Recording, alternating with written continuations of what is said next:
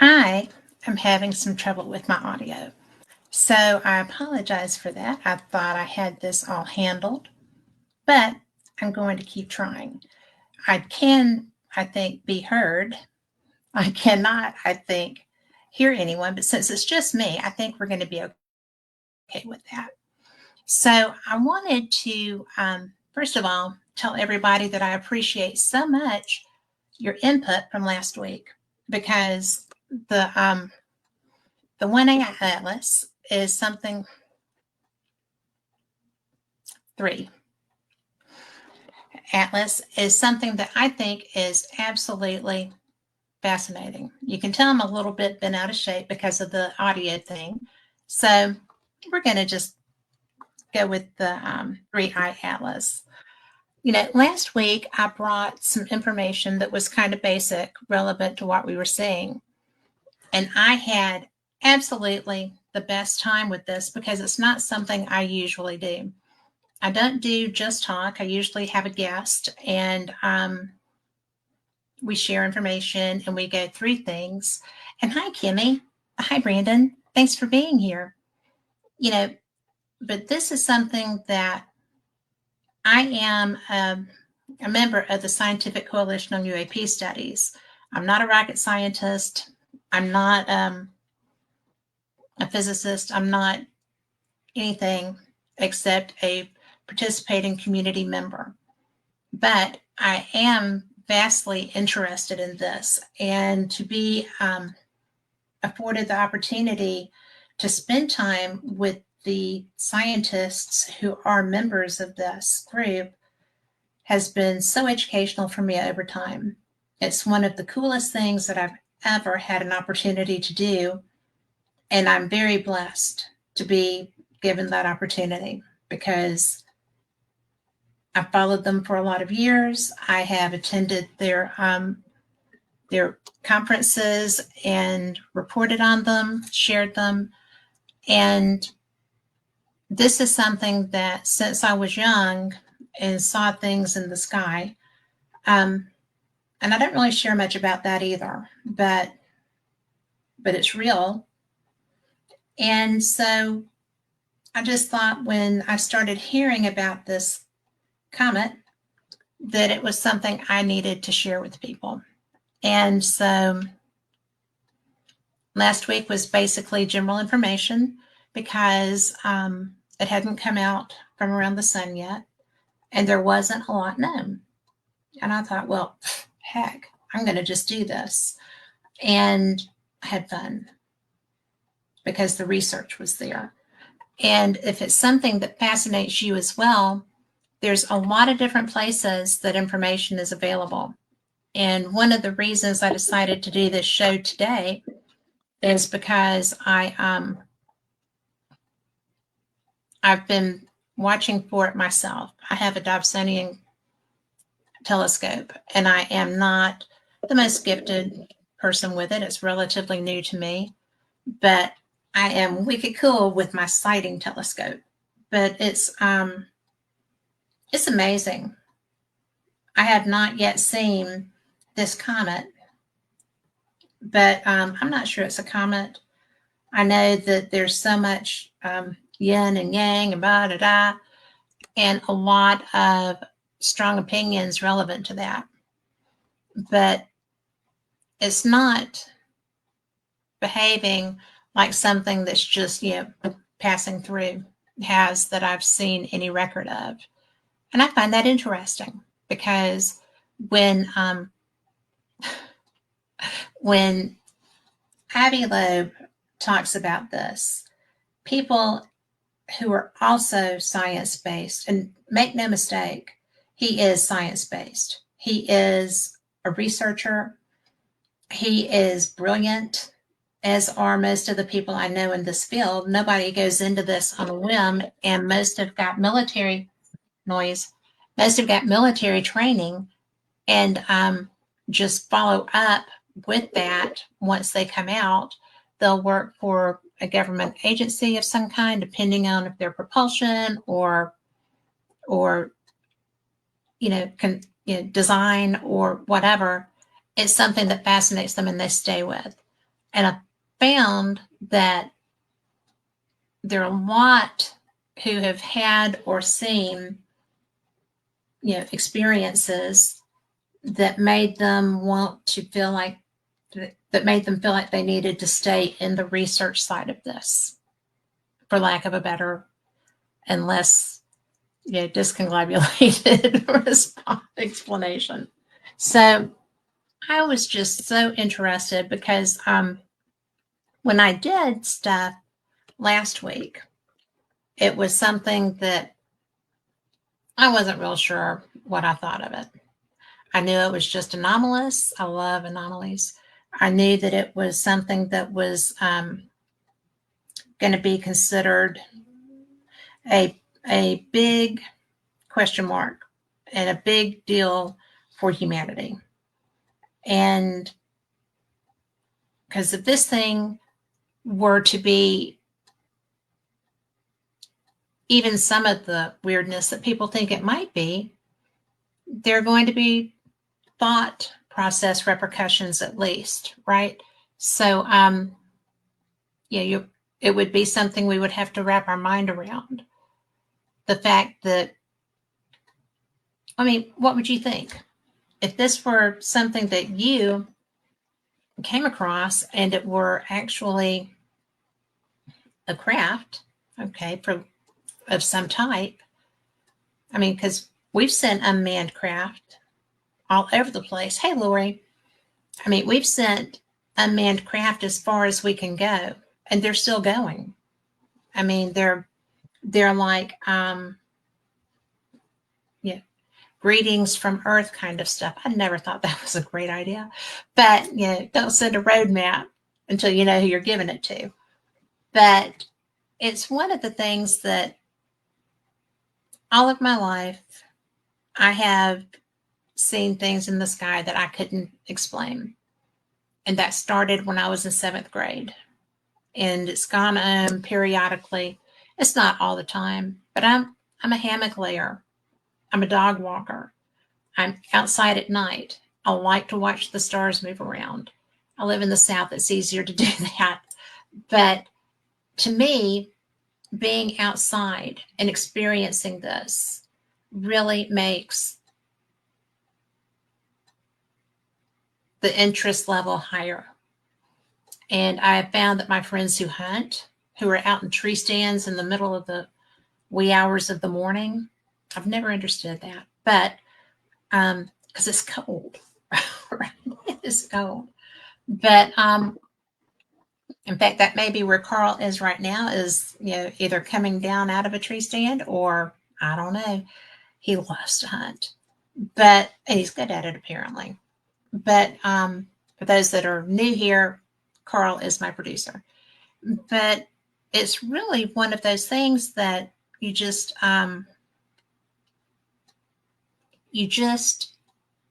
know that you see things you can't explain. I'm also, to be full disclosure, I'm a paranormal investigator too. So anomalous things don't trip me out, and I'm always curious. And I think that there's not a big stretch between interest in one anomalous thing and interest in what a lot of people assume are other anomalous things. I don't think that spacecraft from other places is necessarily anomalous. I think it's very presumptuous to think that we're the only game in town. I say that all the time. The fact that we're a relatively, I would think, young civilization. Okay, so I think that we have gotten to where we're sending unmanned stuff far from us, but we have not gotten anybody really farther than the moon. And for whatever reason, we haven't been back. I think there's reasons for that. But I wanted to recap a little bit about from last week's show.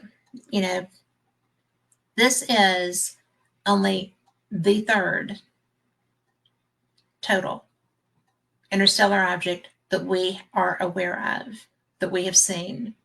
and tracked. And that's just since 2017.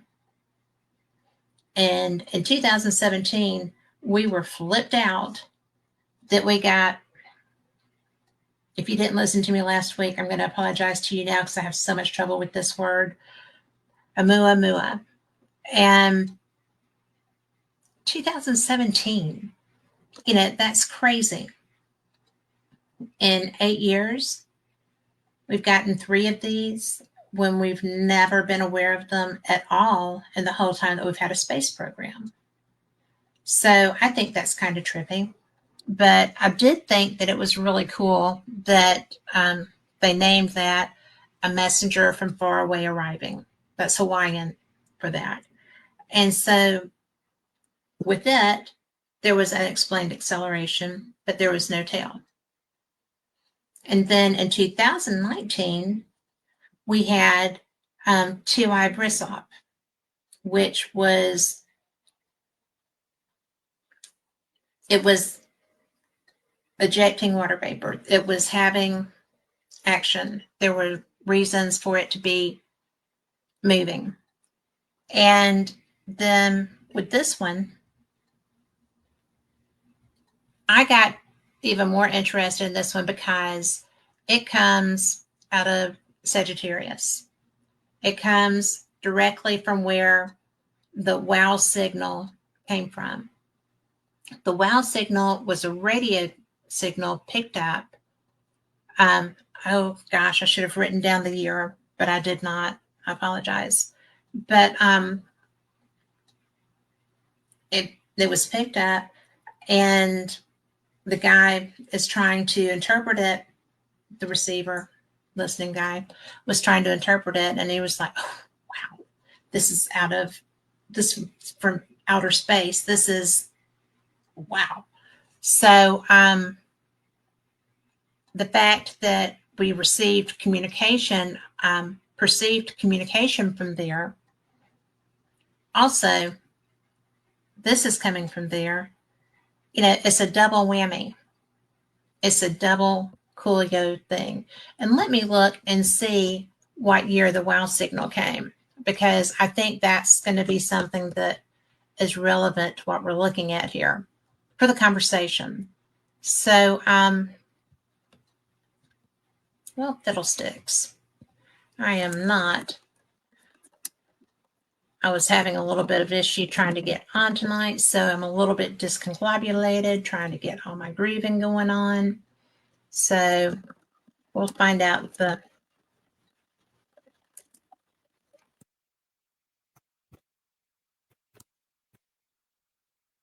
wow signal was actually detected in 1977, and it was first observed August 15th by the Big Ear radio telescope at Ohio State University. And so, Lori, there you are, represented even as we speak. Hi, Victoria. And and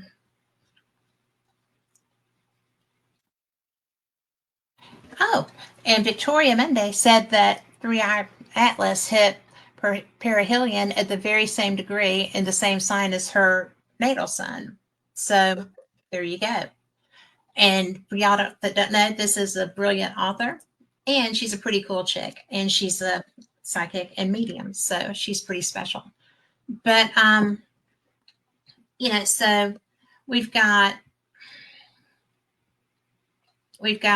such a short, in all of our development of our science and space programs, we have got 3 things that we've seen, and we've got the wow signal that was detected from 1977 until 2025.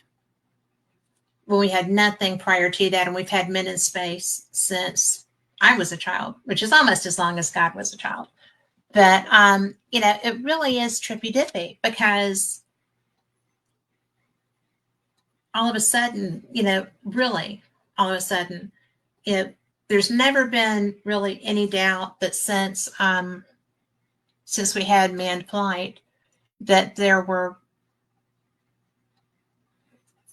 other things interested in them. And there's not a lot to be questioned about that. Yeah, there's a lot of there are a lot of good people who were part of the space program that I know. There are a lot that I have never met, obviously. But some of the stuff that happened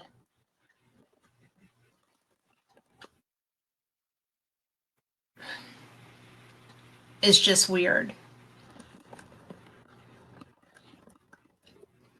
I'm trying to get this. There we go.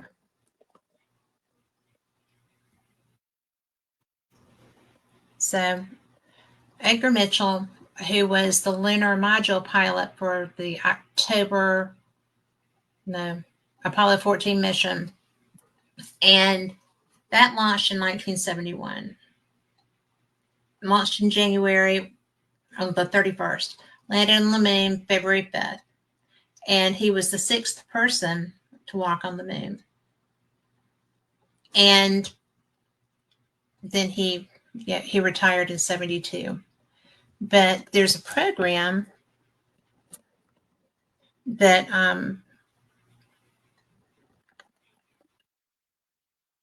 he was a very large part of. And if I could type, I would have all of this.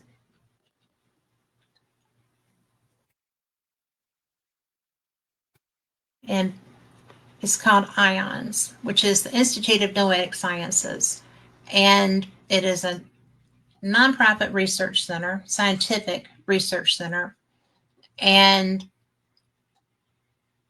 it's very cool. Okay. It's really something that very few people are aware of if they don't have these experiences. But it's Institute of Noetic Sciences, and it's a nonprofit scientific research center and direct experience lab specializing in the intersection of science and, well, gosh, now I can't remember. I will get it. But experiences. It does a lot of different things. It's profound human experience. There's consciousness. They do so much. Dean Radin is, I believe he's the director now. But if you will look at them, it is Noetic, NOETIC.org. And I'm telling you that this group does the most amazing research. They have publications, they have groups that you can, seminars, webinars that you can participate in. They have, they're just trying to bring people who have abilities or people that don't, is trying to bring knowledge and knowing together. It's how humanity is connected, how we have, like, an example. I'm getting tongue-tied, guys. I apologize. But it's so cool because it's working in how we have interconnectivity. When I am upset or something happens, my husband can be at work and I'll get a phone call. My husband he's very empathetic to me. He's very loving and caring for me, but he is not an empath per se. He is not psychic. There's nothing except for the bond that we share between us. We've known each other since I was 19. That's a long time. So anyway, it's really pretty cool. And, my best friend is in chat, Lori, and we have connectivity of that nature also. And if one of us is upset, generally we can tell that. I think that um, Victoria is talking about the Hopi prophecy, was speaking about the blue star appearing at the end of the fifth world. Oh, come on. It turned, oh, now 3i did turn blue once it came around the sun. And that's true. But, I've also seen other blue stars, but that is a great point.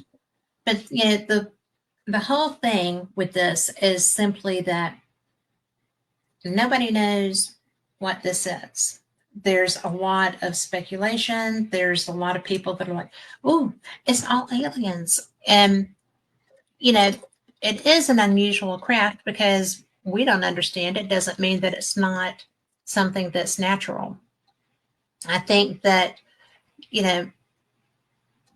there's a lot to go through, but it's not something I think that we should be fearful of.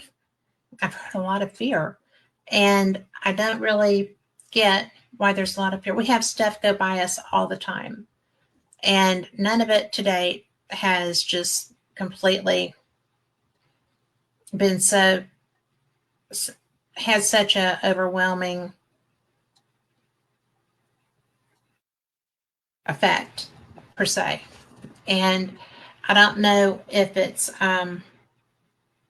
just the fear of alien technology. There's a lot of science fiction movies that make us have that fear, but they wouldn't make them if they didn't sell, right? So, but right now, scientists actually need a lot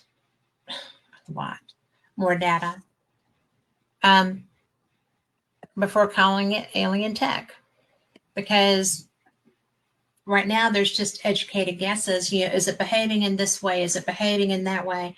And there are things that it's doing that lead one to have questions. And Dr. Abby Loeb, I heard quite some time ago, uh, in the context of this situation, say that it was having non-gravitational acceleration. Well, yes, but with comets, the water vapor, as they come near the sun, the water vapor heats up, is expelled because it's the steam, and everybody knows the steam either destroys it or comes out. It's coming out, which is normal for comets. And the steam, the discharge, in space of the tail, creates thrust, which moves the comet. It'll give it a boost or whatever. And Victoria, just so you know, I wasn't trying to belittle the blue star, the Hopi prophecy, because this could well be that. Well, nobody knows what it is. It's anomalous. So there's that. But this week it's been zipping. It's been moving away from the sun, just crazy speeds, up to 250,000 kilometers per hour. That'd be a ride, wouldn't it? And people say I drove fast, but but it's like a cosmic speed demon. That would not be me. I got to tell you though, if somebody gave me something that I could go light speed at and not run into things, girl, I would. But but it is heading back to deep space, because ostensibly once it comes through here, it's going to move on out of our solar system, moving into another. And Oumuamua was doing that as well. I mean, it's just these great big monoliths, big old monoliths, apparently, that are just moving through. I don't know that anybody really knows how they're doing that.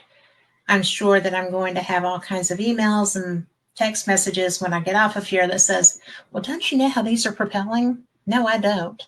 So, because from what I understand, there is no gravity away from a body that has gravity to hold things on it. So I don't know. And I'm not going to lie and say I do, because that would just be silly. If anybody listening does, please feel free to get in the chat. You can, if you're listening to this on the Things Network on Facebook or on Born TV, Bill of Rights Network, then you can do that. If you are listening on the YouTube channel or the Fate YouTube channel, wherever you are, and you understand the propulsion of these interstellar objects, I am definitely up for a lesson. I don't have an ego that's going to disallow that to happen. But it is just what it is. And, the European Space Agency used Mars data to nail down its path. And folks are buzzing about a faint radio signal they picked up, sparking all sorts of theories. And overall, it's putting on a show before vanishing for good, cool stuff for stargazers. And I think that it is. And,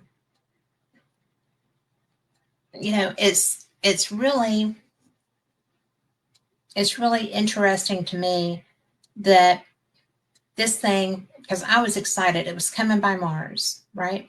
We have everything up in the sky. We have stuff sitting on Mars with really good cameras, and we're not the only ones. So I was like, okay, it's going to come by Mars. We're going to see this. We're going to know what this is. Well, nobody really wanted to share that for a while. So it's really interesting because NASA is supposed to be dropping their pics next week. I don't know why they're not out yet. Maybe they're still analyzing them and they don't want to scare us. But they'll show the wild tails. They've got one pointing forward, like an anti-tail from the gas jets, and then a fresher, brighter one trailing behind that popped up after fading out. So I don't know. But I just think it's so cool because, it is cool stuff for stargazers like me because, Avi Loeb did say that there's a possibility that this is a wrap. He said that last week. And, but I thought it was too soon to say. And so, what do I know? I am not Dr. Loeb.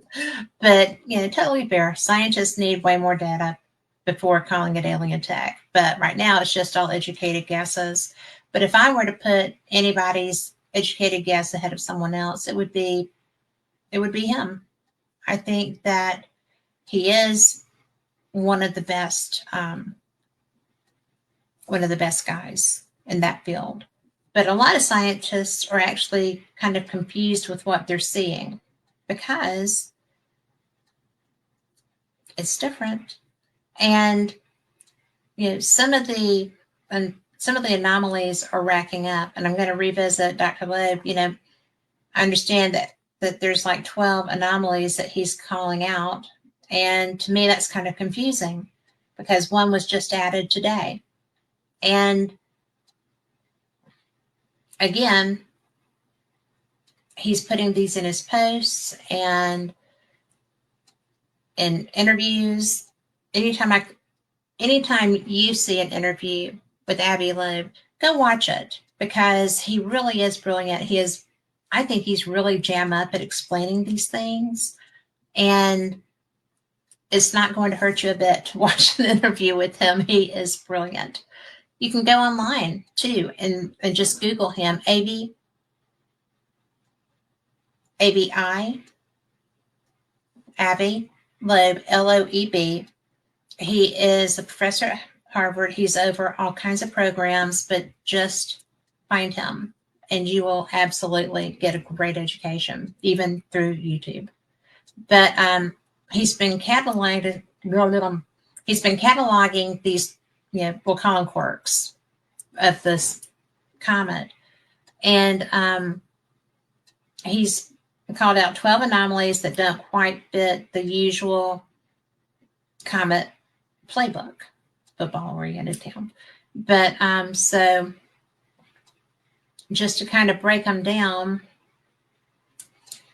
he's not saying it's definitely alien tech, just that these anomalies add up to just enough to make somebody ponder that, right?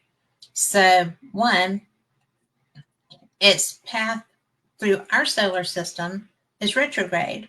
It's going backwards from how things normally do. So, and it was lined up precisely. Like, so it was like, aimed straight at us. And I don't feel like we should take that personally, but it was just, the trajectory appeared to be pointed our way. And so, two, there's no cometary bow shock or ion tail when it's zipped past the sun. And so most icy wanderers show those off. That was one of the things that when I was reading this last week, trying to get ready for this, I didn't really understand that. I'm not entirely sure that I do now, but the interaction which creates the tails are the ice is melted, it steams, it blows out, and it can blow out. You've got the dust and stuff on it coming one way from the motion, and then when you get a blowout that way, it's kind of like, and it's stuff moving in both directions. It's kind of cool. That's why there's two tails. So the non-gravitational acceleration boost I mentioned before, is speeding up more than gravity alone should allow. And that's hinting at like hidden pushes. And obviously the thrust coming by the sun, that's there. So I'm not really sure why that was something that caught his eye. Maybe it was just too much for what was expected given the propulsion they knew they would see. And that's a mathematic equation that is beyond my my ken. Not really. I could do it. But these are people that do that all the time. For the weird anti-tail that's pointing forward like it's got exhaust blasting ahead of it. And instead of just the trailing behind. That's unusual, apparently. This was kind of cool. A sudden new tail popping up after the old one faded out. So that kind of flips the script, right, on how comets fade. Then, and I mean, I'm serious. I did not know that there was an ebb and flow to comets. I thought that they just kept on, as they were going, because I've seen comets go by. And that's pretty cool. I was so, not going to lie, the only one I've got a lot of experience with, and it's not a lot of experience, Halley's Comet. It hung over this beautiful place outside of Birmingham, and it's owned by the people that own Hallmark, and it's just a beautiful farm. And Halley's Comet was up over their farm for a while. And so if you wanted a photo op, you could get one. But so I just found that interesting. But the weird anti-tail pointing forward like it's got exhaust blasting ahead instead of the dust trailing behind. That's not a thing, apparently. The sudden new tail popping up bright and fresh after the old one dimmed, flipping the script on how comets fade. Did that. So 6, no typical ice vibes in the spectra, just high gases that don't Don't scream frozen snowball. So there's that. Let's see. 7, zero detectable iron. Even though nickel's there. In space rocks, those metals usually buddy right up. So I asked one of my friends who is a rocket scientist, and actually he's not. He does all kinds of stuff, and he is in he's worked for the space programs, and he is still actually he just retired. So there's that. But you know, when I said this thing is how far away? How do they know that there's no iron and there's nickel? And how do they know that this is missing so that there's not a, you know, um, spectrography? So they have ways to be able to tell what is in a body, a space body. So I thought that was cool because, that's a heck of a beam, right? But anyway, Rich, I'm just picking because when I got that information, because I am not him, I was like, well, how did that happen? How do you know that? I got a great lesson. I did. Let me see if I can pull that up because if I can, that will be a neat. Oh, I do have glasses. Maybe I can tell you. But let me look. Okay. The my question was, how does this happen?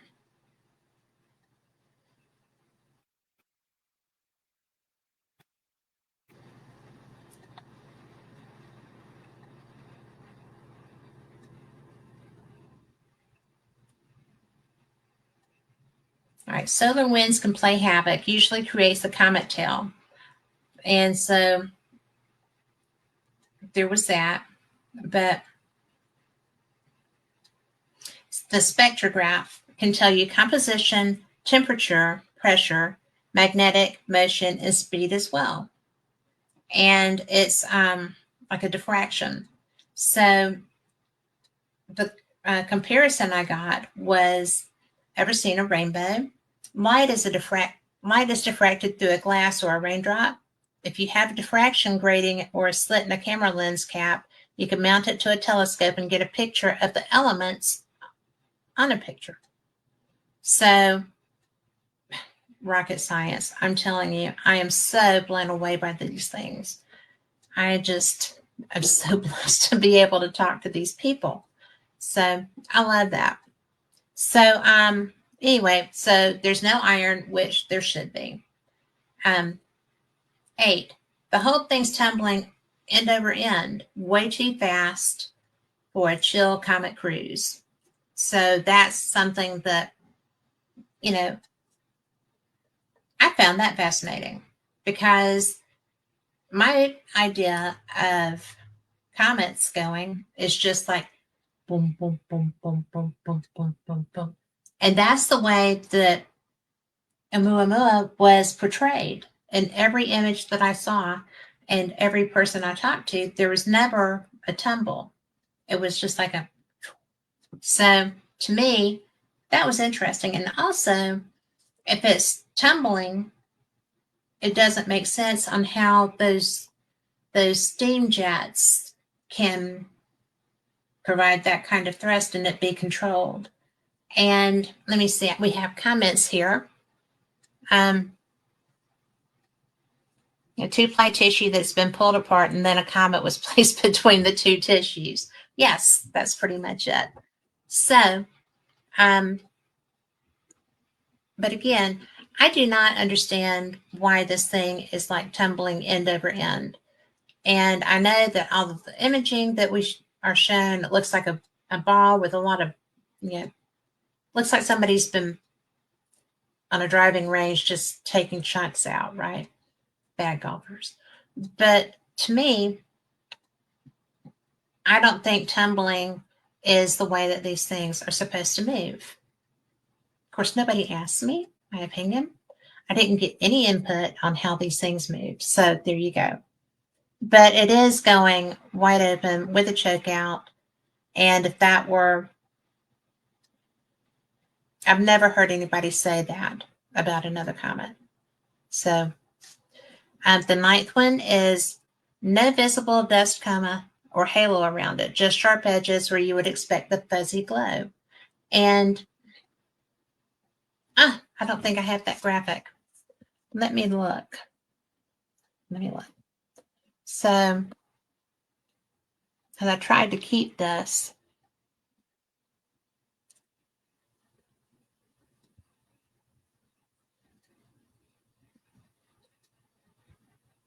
Let's see what that is. Yeah, just the glow.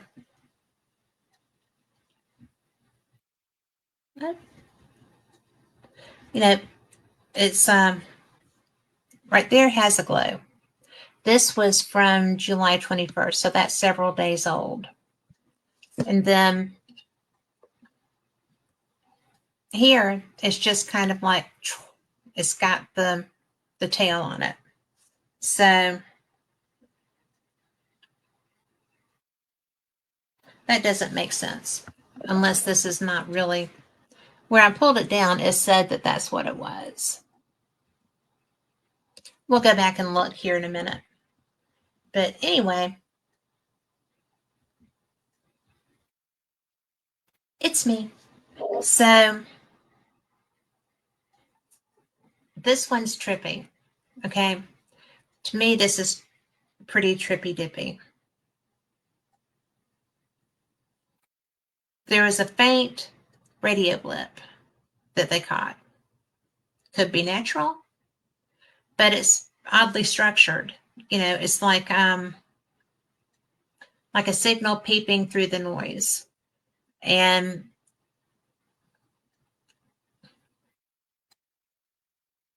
I think that the radio blip is,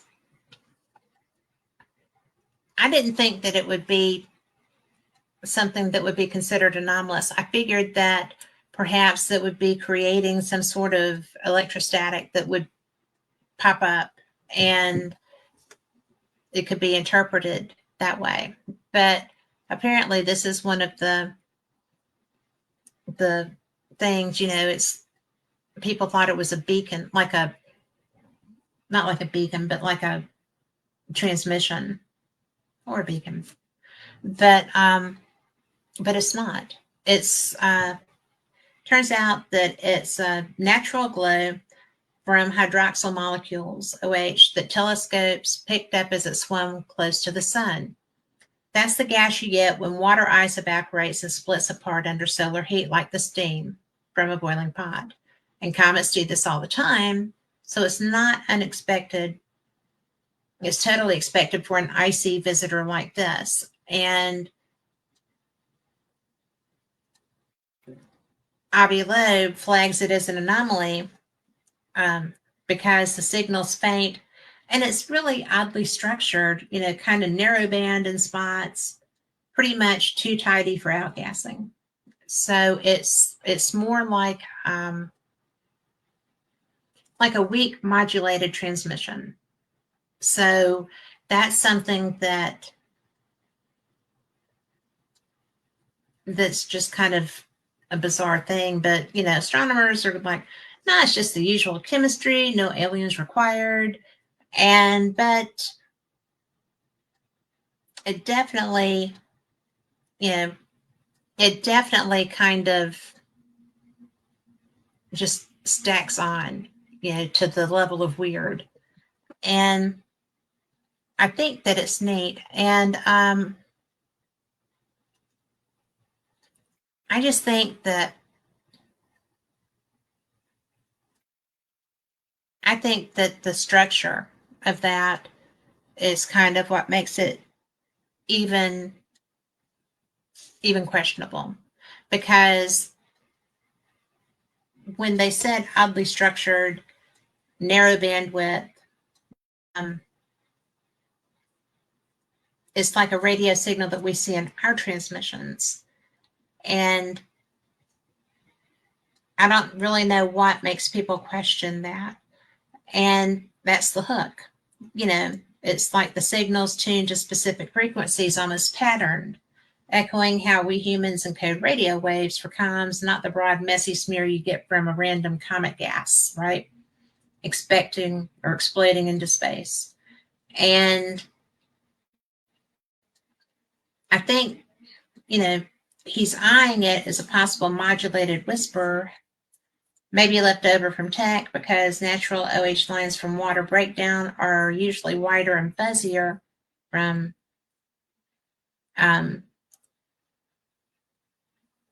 Doppler shifts and turbulence. So, but a lot of people, you know, pushed back pretty hard on that. And they said it's just the hydroxyl radicals, back to the hydroxyls again, absorbing radio waves at precise wavelengths, totally standard comet chemistry. And so no encoding necessary, and any structure is from the telescope setup or the gas flow lining up. And I just don't even know what I think about that. But the flip side is that no one's caught a repeat or decoded yet. So it's 90% natural, 10%. But fuels that little bit of wow moment. I think it does. And I just find it fascinating that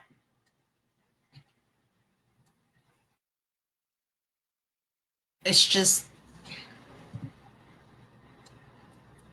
crazy, because there's so much here and I'm kind of blowing through it, but there's a lot. And I've spent last week, I decided to do the show on this, or Sunday, I decided to, that is not right. Wednesday, I decided to do the show on this because I found it interesting. Then last Sunday, I did this, but when I didn't have nearly the information available, and I'm not a rocket scientist. I'm not an astrologer, astronomer, or anything of that nature. I am a person who hosts 2 anomalous topic radio shows. I am absolutely blown away by the fact that this is something that is a natural phenomenon, but it's blowing a lot of scientific minds out of the water. And these are people that I know, and I don't mean blowing out of the water like their hair is on fire. I mean blowing out of the water because this is so cool. And this is only the 3rd one ever, and it's happened in this short time frame. And this is something that absolutely, positively is unexpected. It came from some place that we've already had anomalous experiences from. The WOW signal was quite something. It's never been repeated. I have spoken with Seth Shostak, who is SETI, and he has assured me that there's never been anything indicative of extraterrestrial life. His experiences with the things that they've researched there. For probably 10 years, I had my computers running the SETI program. It's a global thing. And I never saw anything. So the fact that now all of a sudden these objects are showing up, they're coming through deep space. They're, here we had an energy burst, right? That people thought was a radio signal, narrow bandwidth, specific, then it's just really something that you wouldn't really think that this would be something that skeptics would be looking quite so hard at discounting. They're looking for a way to discount it. But they kind of are. These are the same people. They spent their careers discounting alien stuff. Or anything that looks too perfect gets extra scrutiny. And really, honestly, it's the way science works, right? You know, you don't get to claim probe or whatever unless you rule out all of the other things. You don't get to go jump straight to anomalous until you've ruled out everything. And I think that I saw a writing that said, so while Loeb's anomaly sounds sexy, the skeptics have the ace up their sleeve. No one's been able to repeat or amplify the blip under lab conditions yet. So if you're looking or you're trying to prove or disprove, or if there's something that's just so different, right? What is that? Extraordinary claims require extraordinary proof. They do. And so you have to rule out all the boring explanations first, right? So is it boring? With this being there, I don't think there's anything boring about it. And I do say, and I do agree, that extraordinary claims require extraordinary proof. And I think that it's the way of the beast. So, you know, it's these are the same people who have spent their entire careers discounting alien stuff. All of the things, alien stuff. And, you know, I work for Fate Magazine. I am the host of a show that is all about anomalous things. Yeah, don't you love when that lighting does that? Anytime I move out of frame, it's just hilarious. But, you know, this is our new issue. And I'm going to not be able to get it right.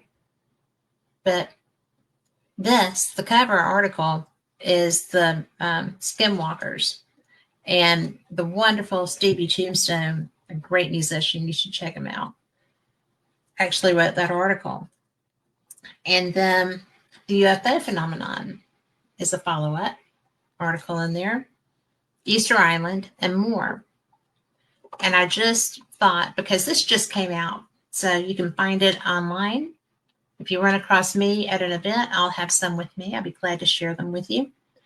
But you know, this has a lot of really great articles. I'm going to turn that light. I'm failing miserably. No, I'm not. There we go. But one of the things that's in here, UFOs, a realistic assessment, which I think this was put together before this situation, so I'm going to be interested in that. Chestnut Ridge, which is actually written by Maxim Furyk. I've had him on a couple of times this year. He's a great guest, a great writer. You'll enjoy that. Space Mystery in Russia, written by Alexei Arkhipov,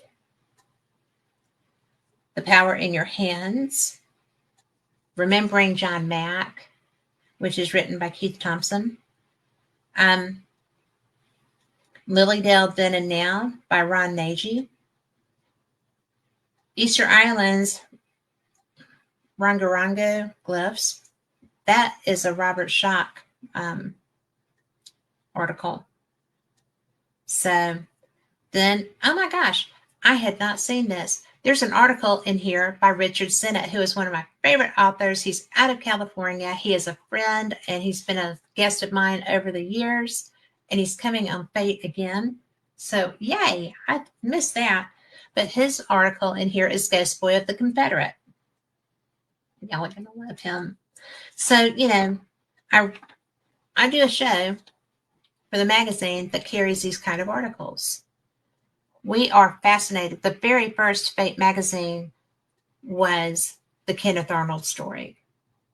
And that to me was so neat because I was gifted one of those first editions and I was beside myself with joy. It is in my drawer. It's under lock and key. I read it. But anyway, I'm just blown away because I just had a birthday. I'm 64. I'm 64 years old. And I really, I was in 7th grade when I had the experience with UFOs. And my dad was like, oh, that's a helicopter. Well, I spent my young life, and in fact, I had that afternoon watched them jump out of helicopters because my dad was Special Forces Green Beret, and they had been practicing. So that's why I had a bunch of Green Berets at my house that night. And there was an object that was totally still, no sound. And they tried to tell me it was a helicopter. I'm like, I just watched y'all. I was pretty precocious. I was 7th grade. You know, that's a tough age. But anyway, bless their hearts, they did not like stuff me in a can or anything. And that night, my sister and I shared a room. She stayed asleep and there were lights in our room. And they were not police lights. They were like green and white. And it was weird. So I've been interested in this stuff since then. Move along the lines. I was doing Paranormal Experienced, had not yet started doing Fate, and I applied for credentials to several cons that year. And the first one I got credentialed for was the very first Alien Con. It was held outside of San Francisco in a little convention center. And it was a very small convention center. They expected about 3,000 people. They got about 9,000 people. It was a madhouse. It was all of the regulars from Ancient Aliens plus George Norrie and a lot of other people as well. It was crazy. And I got such an education on the topic in that time frame. I was very fortunate to be able to spend time with Kevin Burns. We had some opportunities to talk. And Susan, oh goodness, I can't remember her last name. When Kevin passed away, she became the person over that. And she was very gracious. I made sure to let them know how much I appreciated being there. It was my first time. And that's when I first met George Norrie and his producer, Tommy Danheiser, who is somebody I call a really good friend. He's a nice man. I met so many people, and I was so educated by these lectures I was hearing. And I've since gotten to interview a lot of the gentlemen and ladies that are on that show. But it just blows me away that that's what my first exposure was. And then I was later at, is it that same year? No, it was the next year. I was at Contact in the Desert, and I was at UFO Congress in Phoenix. I had been at the Ozark Mountain UFO Conference, which, if you can get there, is such an up close and personal event because it's at the put on by Ozark Mountain Publishing, which is fantastic. Dolores Cannon's family still runs that. She has passed. But I did not know about a lot of the things that are just commonplace, really. But Southern, didn't get a lot of that. If it wasn't, a relative that could do the stuff, then you didn't really talk about it. Or if it wasn't you who could do the stuff, right? So anyway, it was fascinating to me to be exposed to all of these things. And I just couldn't believe it. And every year that I've gone to Ozark, it's just been fantastic. Right in the middle of all that, I broke my knee. I couldn't do anything for like 3 years, but there's that. But when I went to the first Contact in the Desert, I ran into experiencer groups, right? And I did not know that this was such an organization of experiencers. There were a lot of people who have been either abducted or just had conversations with or come across. And I was walking with Linda Moulton Howe through one of the crowds, and she stopped. And there was a young woman there, and she was so beautiful. Oh my gosh, her coloring was magnificent. She was just glowing. And she was with her mom, and Linda said, "Really?" And the answer was yes. And I had just met my first person who was, I hate the word hybrid because I think it's not the most complimentary sounding term for somebody who is so spectacular, right? But that would be an apt description. And it was just very, very bizarre. And Kimmy, you're absolutely right. It's ironic on how high strangeness from our youth brings us to where we are today. It is. And, when I experienced somebody who had traits that I had only read about in books, her eyes were spectacular, her hair and her skin was glowing, like glowing. And, I was absolutely stunned, just stunned. And if I had not been with the person I was with, I would have missed her because I just would have. But this individual immediately recognized this young woman for what she was. And there was no shame. There was no, oh my goodness moment. It was just like, really? Yes. And, I was just like, I'm sure my jaw was on the floor. Not going to lie. I was so surprised. And so my mind through that first year was being opened up to so many possibilities in this particular field. Yeah. I've been a paranormal investigator for years. I'm very experienced at that. I was not very experienced with alien interaction or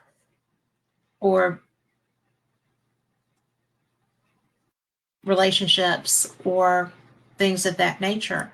In the course of my conferences, I met a woman that I really thought was very cool. And she had shared her experiences in a book, but she was very nervous about it because she had just written it. And I had her on, and she got very, she did the show. I thought she did a fantastic job. It's a very difficult topic, but she had written a book. I'd heard her talk about it at a conference. That's where we met. And so I invited her to come on. After the show, she was very tripped out and asked me to pull that show down. And I was like, I don't know how to do that, but I'll figure it out. So, but I just tried to reinforce with her that she had done such a beautiful job that nobody was going to judge her. And she just wasn't comfortable. So obviously that changed. But it was so,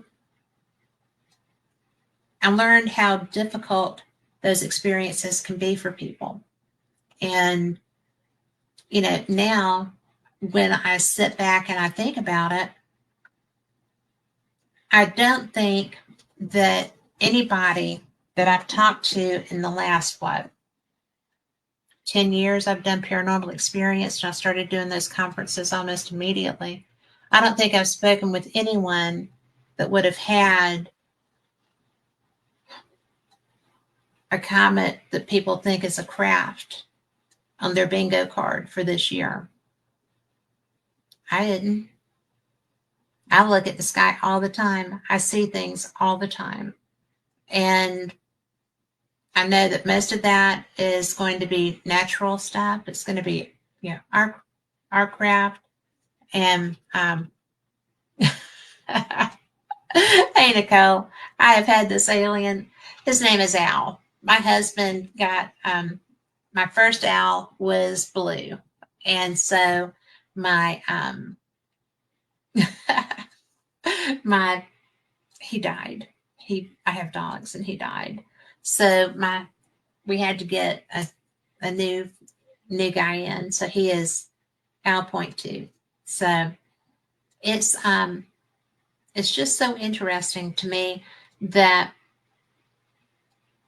I didn't like the idea of skinwalkers. In fact, when I was first doing this, I got a book by a guy named Ryan Skinner, who had written the Skinwalkers book. He was somebody who was young at the time, kind of foolish, right? It's what you do. And he lived near the Skinwalker Ranch back when the original family that had the issues lived there. And he would try to find what was happening there. And so he got more than he bargained for. He was trying to leave, and something was chasing him. I can't remember if that particular first time was on his mini bike or in his truck. But yeah, this guy, he was wild. I couldn't believe that he would do these things. And then when I started reading about, after they left, what the house was like, it was just so bizarre. I never anticipated talking with these people. And so I'm sorry, I have to check something out because my plug is saying that it's not plugged. I've got to figure this out, or we're all going to be missing me. And let's see what we've got here. But crash, bang, bang. Nothing like excitement. If my lights go out, I'll be back. But anyway, so I never really understood why people would go and put themselves in that environment. I would never do that. To me, that's way trippy dippy. And I don't know why this does that. I have done that twice, and both times it turned off. Oh, I know why. I don't understand it. We'll just talk amongst ourselves while I do this. But I sit there and I think all these people that are doing work that I find absolutely fascinating. And, when I am talking to them, found it. But when I'm talking to them, it's a very bizarre. This is going to turn off again. Sorry, but I'm still here. Better for the light to go off than the computer to go off, and I can always reconnect that. But it's really all these people that go into these situations. Like, I thought that Ryan Skinner was a nut because of the things that I was reading in this book. I was not well versed in Skinwalker Ranch. Obviously, I'd heard of it because we all had, but you know, it was just something that it was like an old wives' tale or something. It wasn't something that I took seriously, that I thought was a real. God forgive me. I don't mean to sound like I am that person, but I didn't think that it was real. And then when I started reading about it, I was like, holy cow, this stuff is real, or these people think it is. And then, and then the next owners of Skinwalker were having experiences too. And now, Brandon has it, and all of the other stuff that goes on there. And like I said, I have been reading about this place for, oh gosh, at least 30 years. And so then, it turns out that this stuff is for real. And now I know people that are on it now. And to me, it's just kind of like, well, who wants to be doing this, right? I don't think that it's a good idea. And I I think that one of the things that gets me, and I know that goodness only knows Travis catches all these, you know, comments about, you know, rockets, rockets, rockets, rockets. Well, he is a rocket scientist, right? And I think that it's really interesting to me to watch how it's gone from one way of researching it to another way of researching it because you're trying to get into where you think stuff is. And so that makes life interesting. But, then all these people that are like, well, there's no such thing as, men from Mars or whatever. And it's like, well, yeah, we've been to Mars, but we don't have all the information that we should have from those expeditions. Where's the, you know, I feel like we should be getting that feed 24/7. That's what I think. We've got the stuff there. It's solar powered. Let's see it. Let's see what's going on up there daily. But I think it should be like webcams 24/7. That's just me. Because if there's not anything, then we'll know that and we'll quit spending the money to go there. If there is stuff happening, then we'll know that and we'll be more vested in sending more stuff there. And it's our tax dollars at work, right? Let us see what's happening. We'll throw money at you if there's actually anything there that's going to benefit us.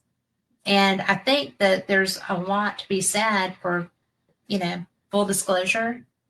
And that's one of the things that people are always asking for.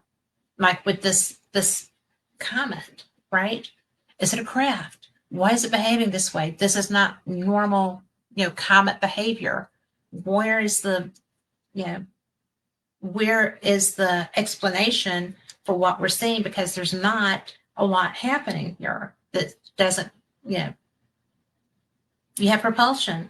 You have unknown methods of propulsion happening ostensibly. So let's find out why somebody that knows this stuff thinks that this is anomalous. Let's find it. And, there's a lot to be said for keeping things quiet, maybe. back in the 60s when people were afraid of the men from Mars, when, the people were still traumatized from somebody help me out with the movie, Orson Welles. Ah, well, you're so going back. War of the Worlds. People were so stressed out from Orson Welles and the War of the Worlds. I think that was our first test as a society. How are they going to react? If we tell them that this stuff is happening, what are they going to do? Well, we failed as a society. People jumped to their deaths because they thought that Orson Welles' show was real, right? So, can't have disclosure. People are going to die. And so that was then. This is now. We have so many people who are having experiences. We have so many people who have, are in the abductee society. They not society, but, classification. We have so many people who have all kinds of experiences, not just horrible ones, great interactions, friendships, whatever, relationships in like 3 cases that I know of, and I'm just me. But, you have rocket scientists who are seeing things. You have pilots. Look at all of the stuff that Jeremy Corbell is bringing out with his movies and his footage. And, there's actually stuff that's we have so many cameras everywhere.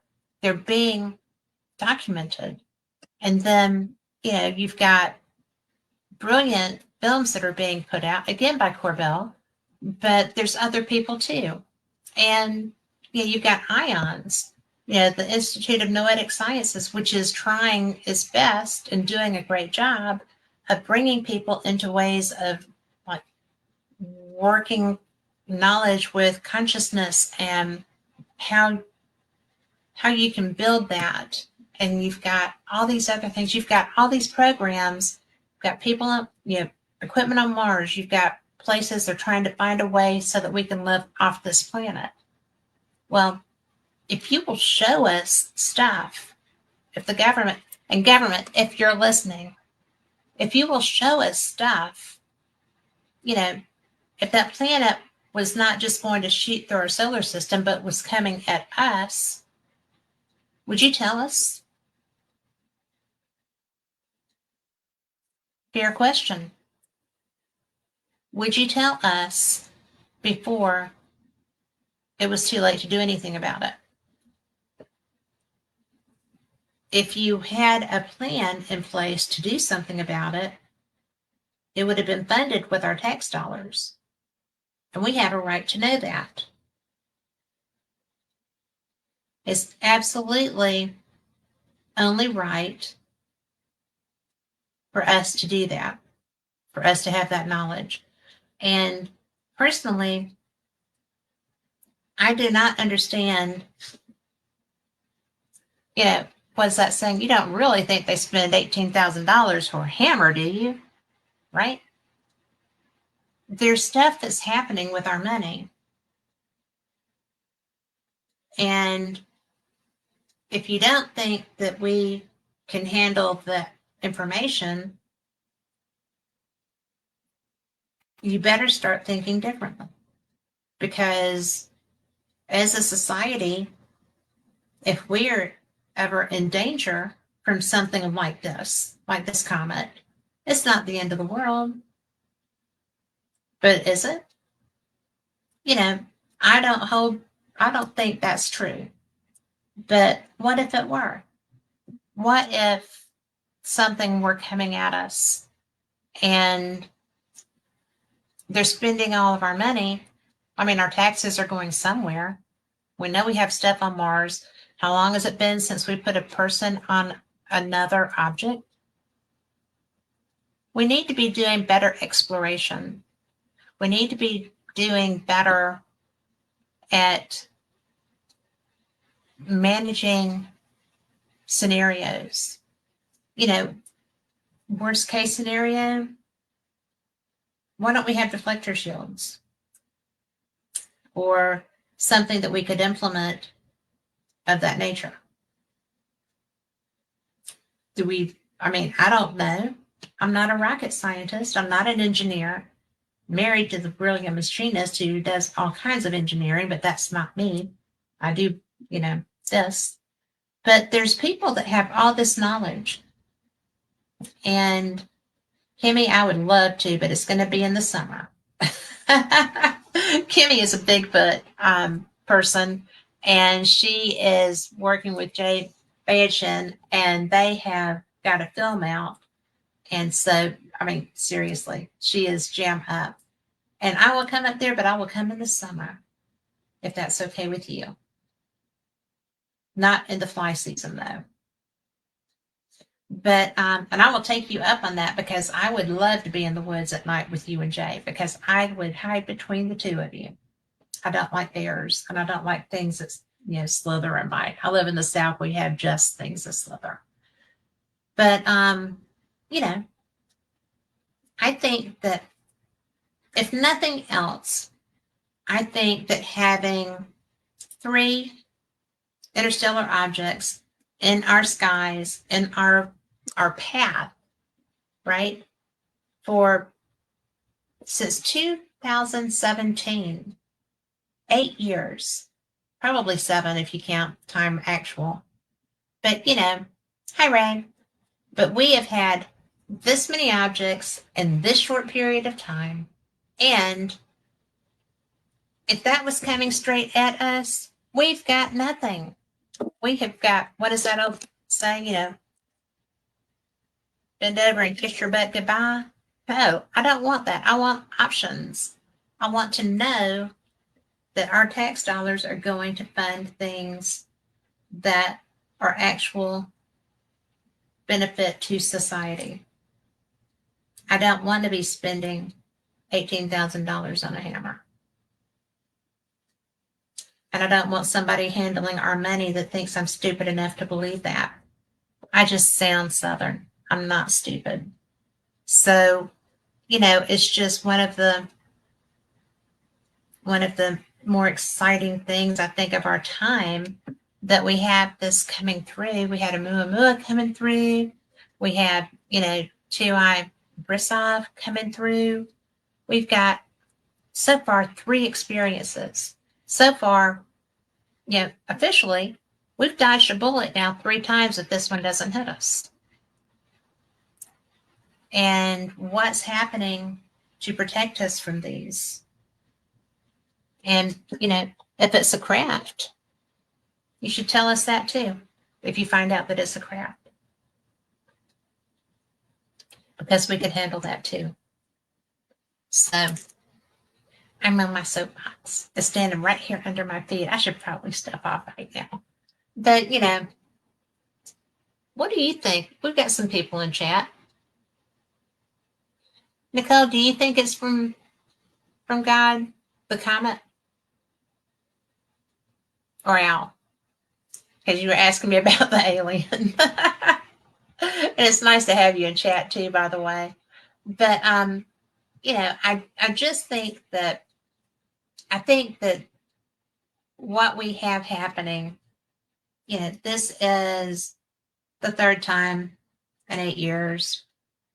And it's actually, let's see,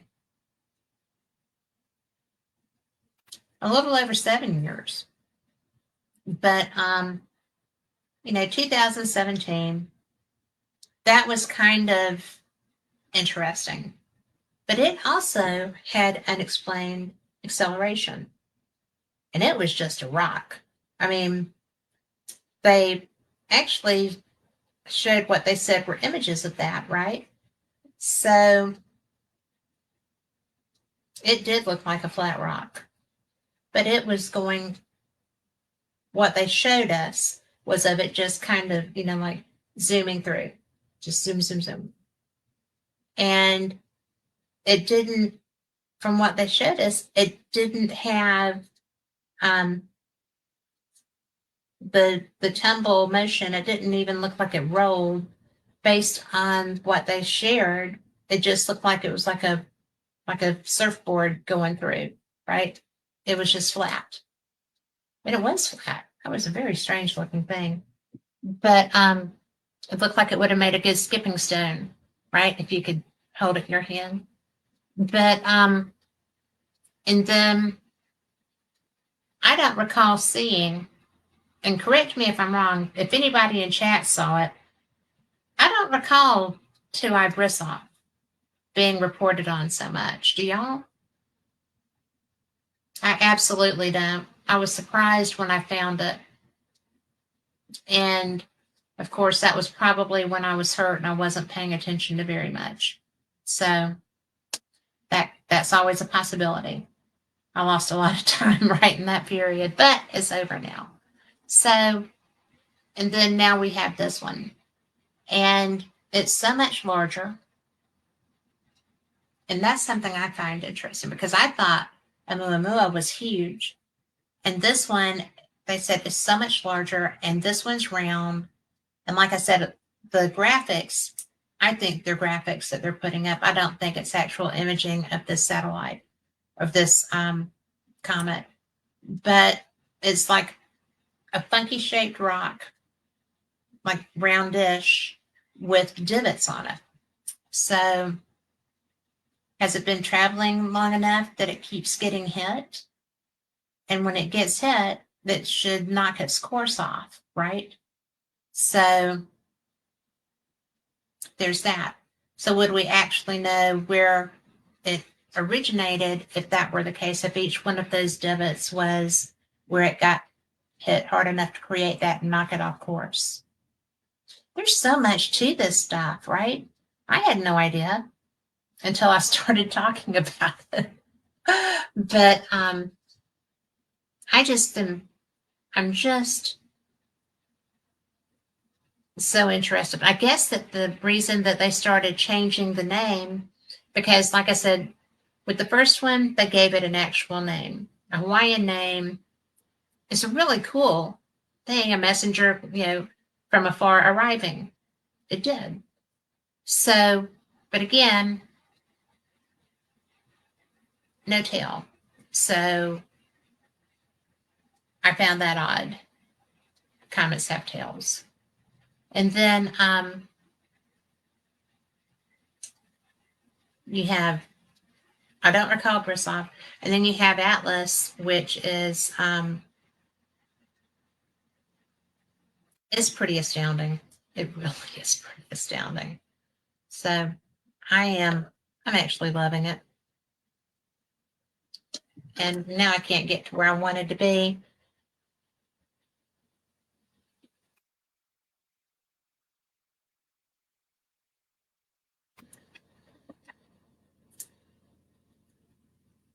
One of the things, I asked an AI program about, a summary.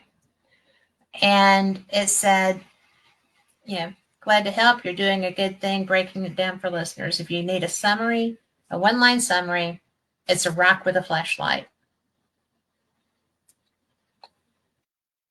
I don't really understand the flashlight, but I will tell you about that.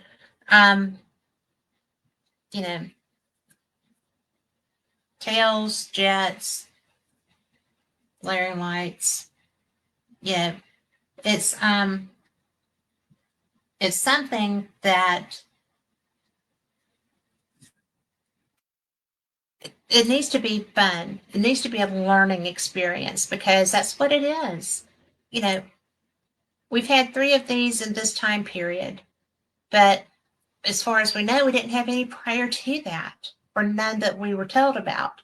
So if if this is going to be a future thing, then I think we need to be more creative with naming them, make it fun, and don't be so don't be doom and gloom. We know it's a scary thing. We know it's kind of a freaky thing, but it's still a cool thing.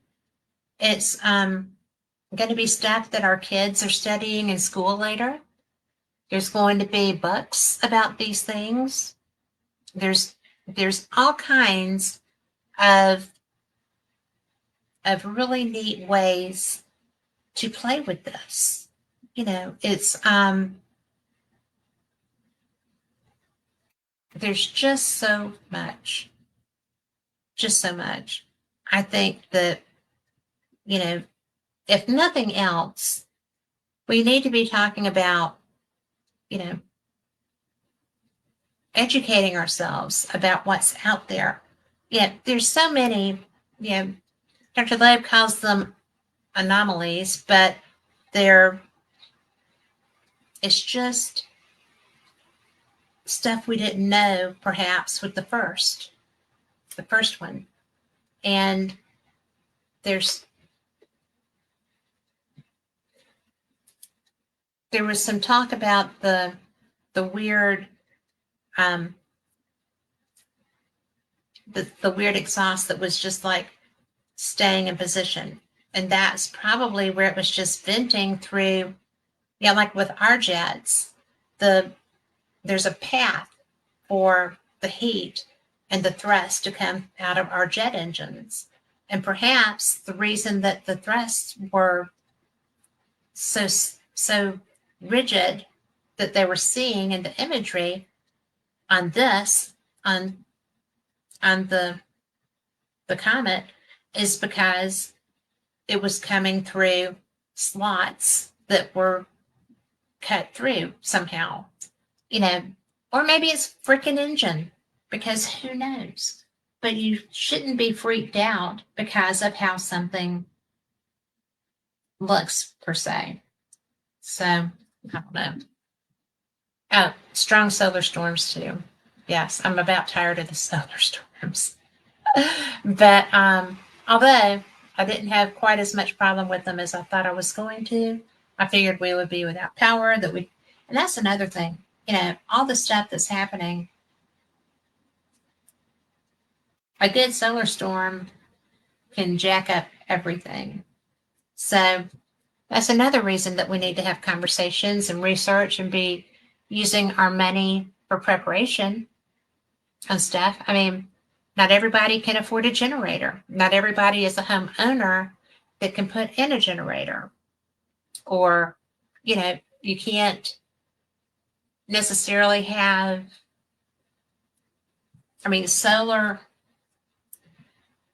solar chargers and things of that nature are expensive. And in my experience, they have not been very reliable. I don't know why. Maybe it's just me. I know I kill all kinds of batteries and electronics, but it's just my energy. But that's always been. That's not just because I started hunting ghosts. This has been all my life. I just kill things.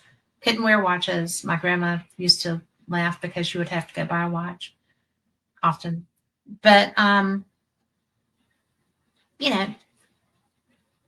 we need to understand stuff. What do you do? How do you protect with this? I had said something about deflectors for the comets, asteroids, space junk that's coming in. And, what do you think you would do about that? Kimmy, what do you think? Raymond, what do you think? I'm curious because Victoria, you're brilliant.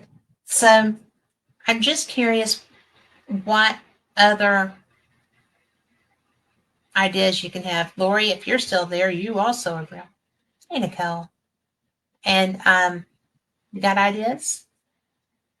I just wish that there were a way that we could have confidence that our government was working on this in a manner that was having a chance to have a real effect. And I am not somebody that's anti-government. I think that people decide that they want to be in government. They're either bat poop nuts because it's a tough thing to do, or they're looking for cash. I mean, no sane person wants to be doing that, in my opinion. I think it would be a tough thing to do. But, you know, we've got people like Dr. Loeb who are out here putting forth ideas, trying to understand what's going on with these things. And, you know, the the way that we keep seeing this, you know, the thrust. I'm going to change that topic because I want to talk about this before we go.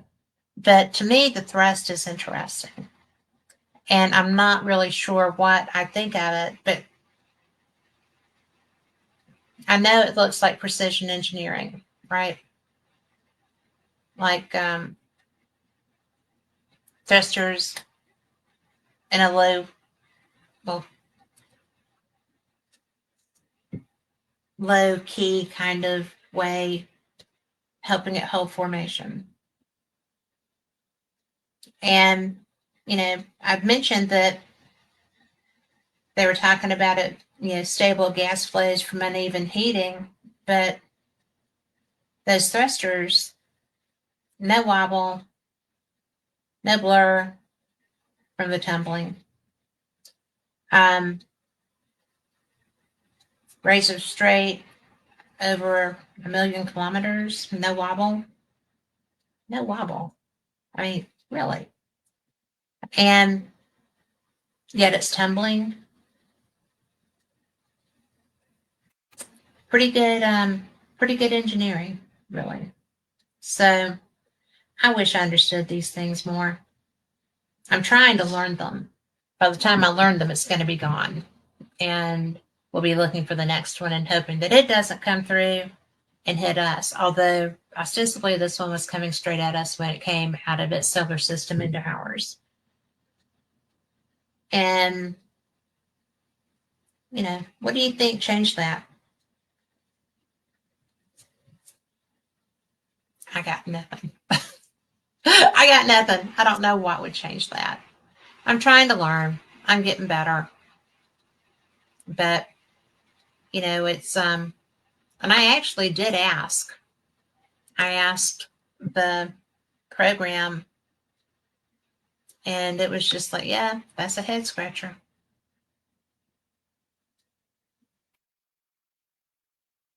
But I do think that if I were to be breaking this down further, what would you want to know?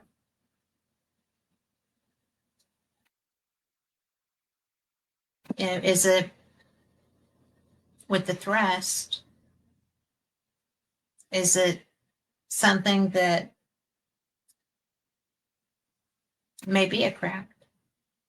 Because yeah, at one point it's tumbling and you've got all this stuff going on, and then at another point, you know, you have thrust that's keeping it stable, but yet it's tumbling. So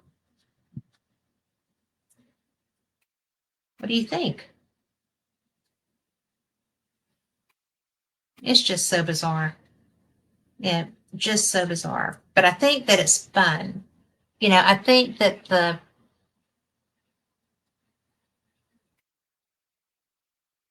mystery, the mystery and the opportunity to see this is one of my favorite things. I mean, when I thought that it was already in range, you know, it was cold. I had that. I had my telescope out that afternoon to get it acclimated so that I would be able to see. And I'm looking all up, you know, around Jupiter and trying to get a little bit of reach with it. And I was just, but it was also a full moon. I was getting too much light in it. But I'm learning. It's not, I haven't used it that much yet. It's kind of new. And I got it from a sky gazer up in Huntsville that works for NASA. So it should be a pretty good telescope. But I am I am trying to look at this with wide-eyed wonder and get a chance to see it if I can, and trying to learn everything I can about it, because I think that if we have three this fast, we're going to be seeing more of these. And I really want to be able to approach them with a sense of wonder and not a sense of holy crap, which was kind of my reaction at first, because, you know, there's a lot of things that can cause a holy crap scenario. And if that's the case, that's the case. I mean, there's not really much we could do about it, right? So panic is futile. Resistance is not futile, but panic is futile. And I just think that there's so many opportunities to learn these things. I think that there's so much more that we can anticipate. I think that we're going to be seeing a lot of these. And I don't know how I feel about that, but maybe some of my rocket scientist friends are busy as bees trying to devise a methodology to not have to leave somebody on that sucker to steer it away. So I don't know what movie that was, but I do know that that was a bad idea. And, you know, I just want to be able to be excited about something like this without feeling like it's going to be a death knell for our society, for our planet, for our environment, for whatever. Because according to things that I've studied over in the past, these, not necessarily this, but just regular meteors can create havoc, and we don't even know anything about them. We can't stop them. So I think that it's going to be fun to try to figure out the best ways to handle these things. And I do know that, or I'm really hopeful, I'm really hopeful that people are working diligently to figure out how to do that. There's so many people who are so smart. And, if we could just have the scientists do their thing and have the rest of the government stay out of their way, except for giving them the funds to do it, that would be ideal, I think. And hello, Rebel Patriot. I hope you're doing well tonight. Oh, did I read that? I do not have my glasses on. I did read that right. Hello. So, I just think that one of the things that I am looking forward to is getting to know exactly what's going to happen. Anomaly number 11 screams precision engineering. Thrusters on a low-key air spacecraft holding formation. Stable gas flows from uneven heating. But man, does it look engineered, right? I just absolutely, I think it's cool. A little scary, but a lot cool. I'm trying to look and make sure that I've gone through everything. So, 250,000 kilometers an hour. That would be the ultimate speed demon thing. I just think that would be fun. I can't even imagine. I have a hard time getting over 100, and that kind of makes me tense. Not that I would do that on a busy road, but I'm just sitting here thinking, I wish I could see it. I wish that it was close enough yet.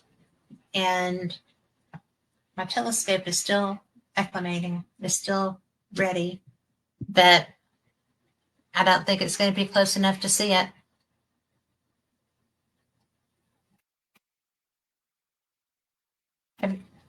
I mean, I don't know what region it's going to go over. So I think I hope that we can, right? But then again, it would have to be really big because I can see Jupiter.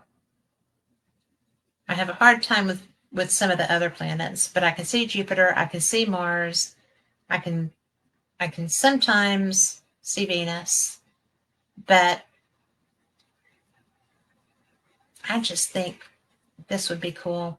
And I would like to be able to see it like we do Halley's Comet. But I digress.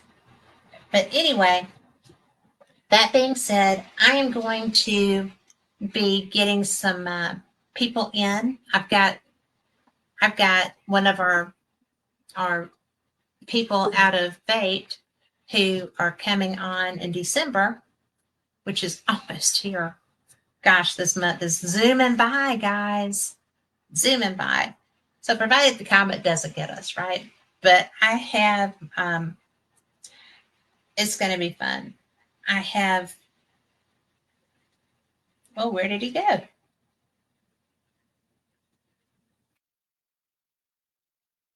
Tony Rathman. I was like, I know he's in this magazine.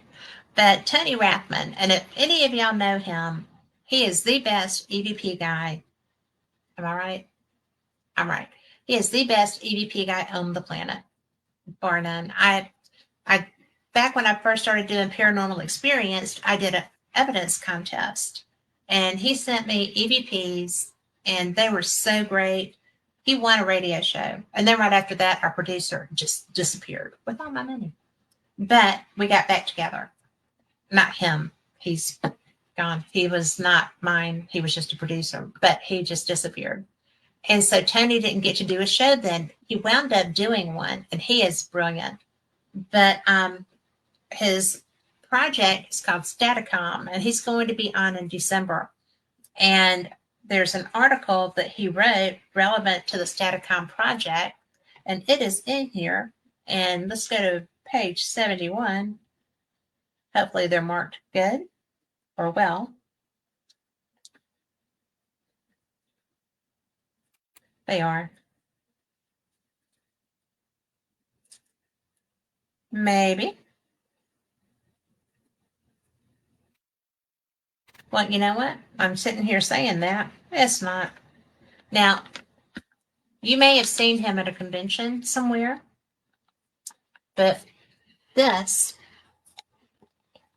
is the Staticom team. And it's Tony and Sherry and Ron and Move. I probably said her name wrong. I'm so terrible with that. But it's the closest thing to Thomas Edison's phone to the dead. And I have used that. I have used Staticom with them. We were in Gettysburg, and I didn't even know they were going to be there. It was so much fun, but it has encompassed years of research into successful instrumental transcommunication methods and has led to the development of what we call Staticom today, which allows for real two-way communication using nothing but broadband white noise. And I'm telling you, this is the unique methodology gaining recognition in the field is considered by many to represent the future of spirit communication, transcending the limitations of ghost boxes or phone apps. And I will vouch for that because they had this running. There was a room of people, and I heard it calling out people's names. There were people that, came through whose names I recognized, and that was unusual for me. And Tony has been working on this. He specialized in EVP research, employing a range of digital recorders and microphones, including parabolic mics to capture clearer and more relevant responses. And I think that that's what he was doing with the evidence that he submitted to me for that contest. And I was not the only judge in that contest, and I did not know Tony at the time, except as a listener.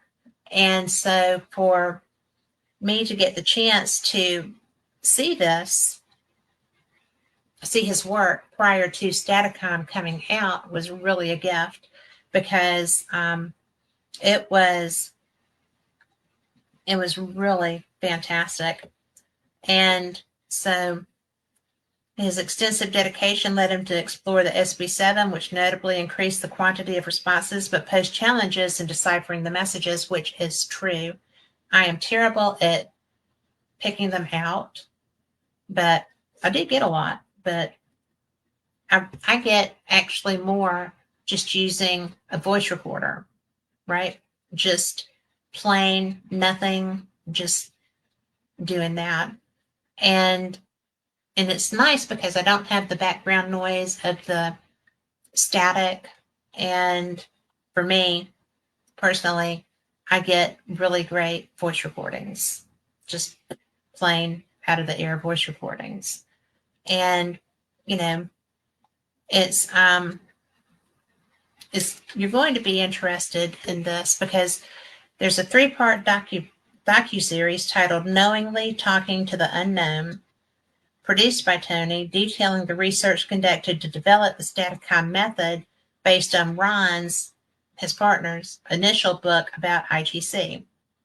And it's 4 people who have come together. They're 2 couples. They've been working on this.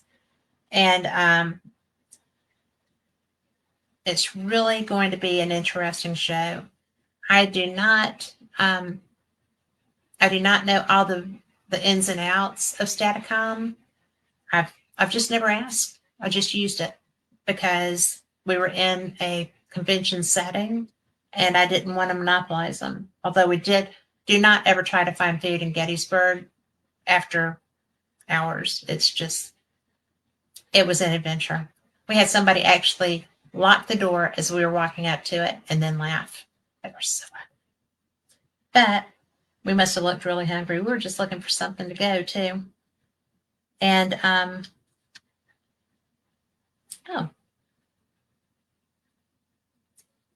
this is a good description of Tony. I'm going to tell you this before we go. He's an experienced paranormal investigator with 14 years of dedicated research in various global locations, such as Japan and the Philippines. He initially held a skeptical view of the paranormal. However, his perspective shifted after a ghost hunting experience with his wife Sherry on a Valentine's Day weekend 14 years ago. Following that experience, they captured voices responding to their inquiries on recording devices, sparking Tony's fascination with electronic voice phenomenon. And I'm going to tell you, when you start doing that and you realize that these are intelligent people talking to you, having a conversation, and I have had an incident where I did not hear the recording until after I'd already gotten home. And I was so bent out of shape because I felt like I had been rude. I wasn't rude because I didn't know it was there, but regardless, I went back to the location and, to see if I could find that person. And then in another instance, I could not get into the location because it was being torn down. And I felt so bad because I felt like that spirit had tried to communicate with me to let me know what had happened because I didn't listen to the voice recording then. And I was actually in an emergency room of a hospital that was coming down. And I just said, did everyone in here die of a heart attack? And when I got home and was listening to that recording, it said, no, they shot me. And there was so much pain in that man's voice that I was like, oh my God, he was trying to talk to me and I walked out. I didn't know. And that's one of the times that I was very upset but everybody was leaving, including my ride. So let's see. It's crash UAP of a cabal nature, interdimensional realities coercing us into alternative timelines. Now the Internet of Things, Sabrina Wallace among others. I don't know who Sabrina Wallace is. Can you tell me that, or should I? I mean, I will research it, but I don't know who Sabrina Wallace is. But I will by tomorrow.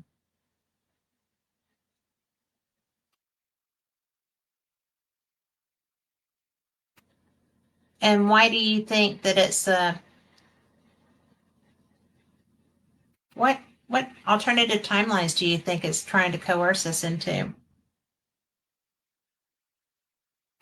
Not being difficult. I'm just wanting to know.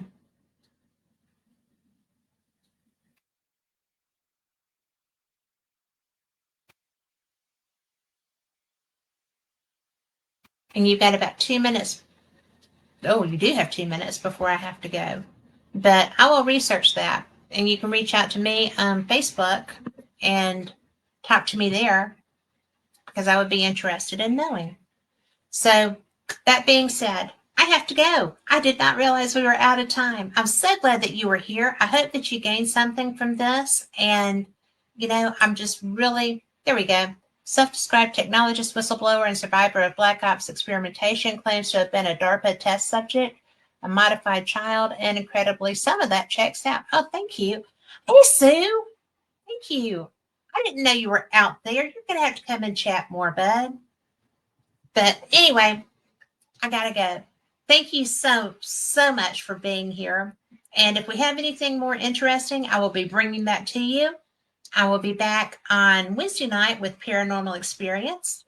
That's the same time, 7 to 9 Central. And it's going to be fun. So be blessed, be good, take care of you and those you love. And you know what? I believe in fate. These are great magazines. The information's great. And I'm so blessed to be here. Thank you for supporting this show. And I will see you next time. Have a great week. Good night. And thanks again. Sue, come back.